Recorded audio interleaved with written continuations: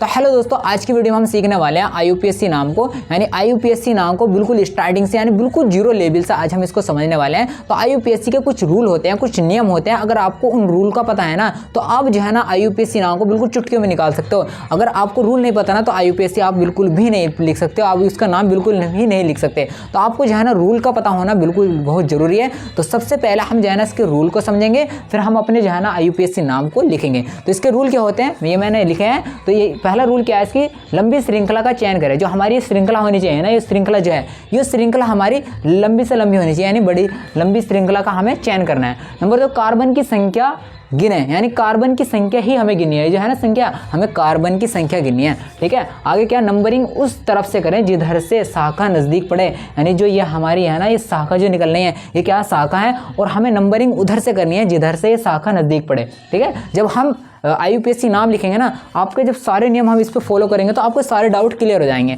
अभी सिर्फ पढ़ते रहो।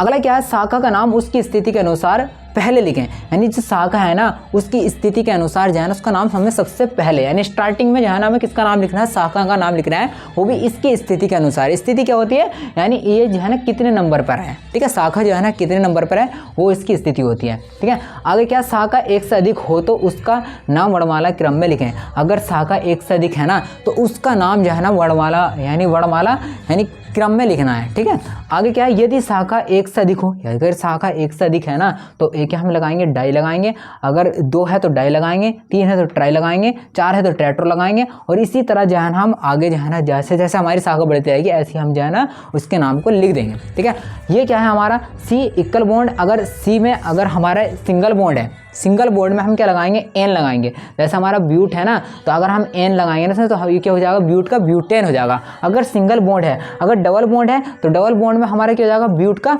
ब्यूटीन हो जाएगा। ठीक है, अगर ट्रिपल बॉन्ड है तो ब्यूट का क्या हो जाएगा, ब्यूटाइन हो जाएगा। ठीक है ना, तो ये क्या है हमारा सिंगल बॉन्ड है। आज की वीडियो में हम सिंगल बॉन्ड वालों को ही हम क्लियर करेंगे, तो आपको जो है ना चिंता करने की बिल्कुल भी कोई ज़रूरत नहीं है।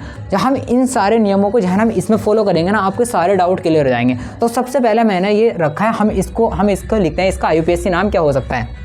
तो हमें सबसे पहले क्या करना है, यानी हमें जो है ना लंबी श्रृंखला का चयन करना है। एक श्रृंखला हमारी ये जा रही है और एक श्रृंखला हमारी जा रही है। तो हम इधर से गिनते हैं 1 2 3 4, इधर से 4 कार्बन मिल रहे हैं, इधर से गिनते हैं 1 2 3 4, इधर से भी हमें 4 कार्बन मिल रहे हैं। तो हम जो है ना सीधी वाली जो है ना श्रृंखला चुन लेते हैं, ये हम ले लेते हैं, इसकी हम नंबरिंग करेंगे। ठीक है, इसकी नंबरिंग किधर से करेंगे, अब हमें नंबरिंग किधर से करनी है, नंबरिंग हमें उधर से करनी है जिधर से हमारी शाखा नज़दीक पड़े। अगर हम नंबरिंग इधर से करते हैं 1 2 3 शाखा कितने पड़ रही है, 3 पे मिल रही है। अगर हम नंबरिंग इधर से करें तो 1 2 शाखा कितने मिल रही है, 2 पे मिल रही है। तो हम नंबरिंग किधर से, पास किधर से मिल रही है, हमें इधर से मिल रही है। तो हम जो है ना नंबरिंग इधर से करेंगे, तो 1 2 3 और 4। ठीक है, हमने इस तरह से आपको जो है ना नंबरिंग कर देनी है।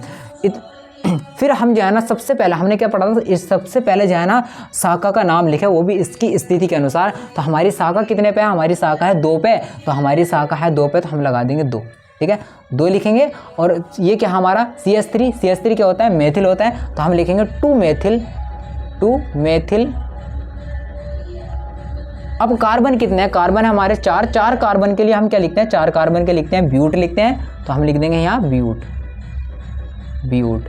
ठीक है, अब सिंगल बॉन्ड है हमारे जो है ना सब में सिंगल बॉन्ड है, तो सिंगल बॉन्ड के लिए क्या हो जाएगा, ब्यूट का क्या हो जाएगा, ब्यूटेन हो जाएगा। तो ब्यूटेन ये हम लिख देंगे। तो इसका नाम क्या होने वाला है, ब्यूटेन इसका नाम होने वाला है। तो अगला देखते हैं, अगला क्या है। अब हमें जो है ना इसमें श्रृंखला जो है ना लंबी से लंबी चुननी है। तो श्रृंखला क्या हमारी, श्रृंखला हमारी ये रही। तो हम जो है ना इसमें श्रृंखला कैसे ले लेते हैं, श्रृंखला ले लेते हैं हम इस तरह से, यानी सीधी जो है ना हम श्रृंखला ले लेते हैं, इस तरह से हम श्रृंखला ले लेते हैं। अब नंबरिंग हमें उधर से करनी है जिधर से हमारी शाखा नज़दीक पड़े। तो शाखा हमारी इधर से नज़दीक पड़ रही है, तो हम नंबरिंग इधर से कर लेंगे 1 2 3 4। ठीक है, अब जो है ना हमें क्या करना है, अब हमें शाखा देखनी है। शाखा कितने नंबर पे है, 2 नंबर पे, यानी ये भी 2 नंबर पे और ये भी 2 नंबर पे। तो हम क्या लिखेंगे, 2 और 2, 2 बार है तो 2 2 लिख दिया, और 2 बार है तो हम 2 के लिए क्या लिखेंगे, डाई लिखेंगे। तो 2 के लिए हम क्या लिख देंगे, डाई।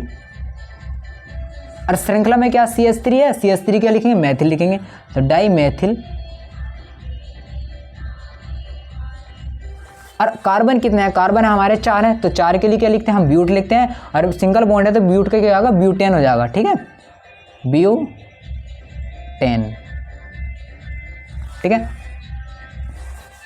अब आगे जो है ना हम इसका भी नाम इस तरह लिखेंगे। तो हमें श्रृंखला क्या चुननी है, लंबी से लंबी श्रृंखला चुननी है। तो हमारी लंबी श्रृंखला हमें कैसे दिख रही है, तो लंबी श्रृंखला तो हमें तो ये नज़र आ रही है। तो हम जो है ना लंबी श्रृंखला हम यही कर देंगे। तो हम जो है ना इसमें क्या करेंगे, अब नंबरिंग करनी है। नंबरिंग उधर से करनी है जिधर से हमारी शाखा नजदीक पड़े। तो एक शाखा हमारी ये है और एक शाखा हमारी है। तो अगर हम नंबरिंग इधर से करते हैं 1 2, तो हमें शाखा 2 पर मिल रही है। अगर इधर से नंबरिंग करें 1 2, तो शाखा जो है ना दोनों तरफ से जो है ना 2 ही नंबर पर मिल रही है। तो आप जो है ना कहीं से भी कर सकते हो। तो हम इधर से करते हैं 1 2 3 4 और 5, ठीक है। तो हमें शाखा कितने कितने मिली, एक तो मिली 2 पे और एक मिली 4 पे। तो हम लिखेंगे पहले 2 4। अब हमें शाखा कितनी है, 2 बार आई है, यानी 2 बार है। तो 2 के लिए क्या लिखते हैं हम, डाई लिखते हैं। तो हम लिख देंगे डाई, और CH3 है तो हम डाई लिख देंगे डाई मेथिल। कार्बन कितने, कार्बन है हमारे 5, तो 5 के लिए लिखते हैं पेंट लिखेंगे। और सिंगल बॉन्ड है तो हम क्या हो जाएगा, पेंट का पेंटेन हो जाएगा, ठीक है, पेंटेन। तो इस तरह से इसका नाम लिख देंगे। तो इस तरह से जो है ना हमें इनके नामों को लिखना है। आप जो है ना इसका स्क्रीनशॉट ले लें। आगे जो है ना इनके जो हम और को लिखेंगे ना, और IUPAC नाम लिखेंगे ना, आपके जो है ना धीरे धीरे सारे जो है ना डाउट क्लियर हो जाएंगे। आप इसका स्क्रीनशॉट ले लें। आगे जो है ना और जो है ना IUPAC नाम को हम लिखते हैं।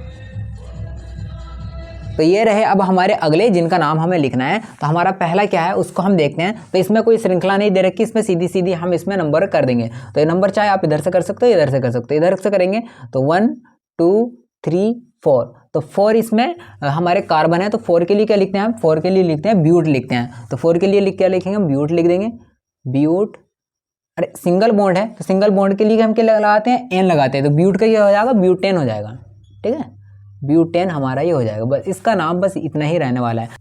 तो अगला हमारा ये है। तो इसमें हमें सबसे पहले क्या करना होता है, श्रृंखला हमें लंबी से लंबी चुननी होती है। तो अगर हम श्रृंखला इधर से गिने 1 2 3 4 5 इधर से मिल रहा है। अगर इधर से गिने 1 2 3 4 इधर से 4 मिल रहा है। तो लंबी श्रृंखला का क्या है, हमारी लंबी श्रृंखला है हमारी ये वाली, ठीक है। ये क्या हमारी लंबी श्रृंखला है और इसमें से नंबर हम करेंगे। तो नंबरिंग हम उधर से करनी है जिधर से हमारी श्रृंखला जो है ना, शाखा जो है ना हमारी नज़दीक पड़े। तो शाखा हमारी यहाँ है तो हम जो है ना नंबरिंग कर दें। इधर से करेंगे तो 1 2 3 पे शाखा मिल रही है। अगर इधर से नंबरिंग करें 1 2 3 पे इधर से मिल रही है। तो हम जो है ना दोनों तरफ से तीनों मिल रही है। तो आप जो है ना कहीं से ही कर सकते हो। तो मैं इधर से कर लेता हूँ 1 2 3 4 और 1 5, ठीक है। नंबरिंग करने के बाद हमें सबसे पहले नाम किसका लिखना होता है, शाखा का नाम लिखना होता है। तो हम शाखा का नाम लिखेंगे वो भी इसकी स्थिति के अनुसार। स्थिति क्या है इसकी 3 पे है। तो हम जो है ना लिख देंगे 3 मेथिल। और आगे क्या है इसमें, कार्बन कितने हैं, 5 है। तो 5 के लिए हम क्या लिखते हैं, 5 के लिए लिखते हैं पेंट लिखते हैं। तो पेंट का क्या हो जाएगा, पेंटेन हो जाएगा, पेंटेन। तो इस तरह से हम इसका नाम लिख देते हैं। आगे देखते हैं, आगे भी हमें क्या करना है, श्रृंखला हमें लंबी से लंबी चुननी है। तो इसमें अगर हम श्रृंखला इधर से गिने 1 2 3 4 5 6, इधर से हमें 6 मिल रहा है। अगर हम इधर से देखें 1 2 3 4 5 6 7, इधर से क्या मिल रहा है, 7 मिल रहा है। तो हम श्रृंखला कैसे लगाएंगे, हम श्रृंखला लगाएंगे इस तरह से। तो हमारी श्रृंखला होने वाली है कुछ इस तरह से, ठीक है। ये हम अपनी श्रृंखला को चुनेंगे।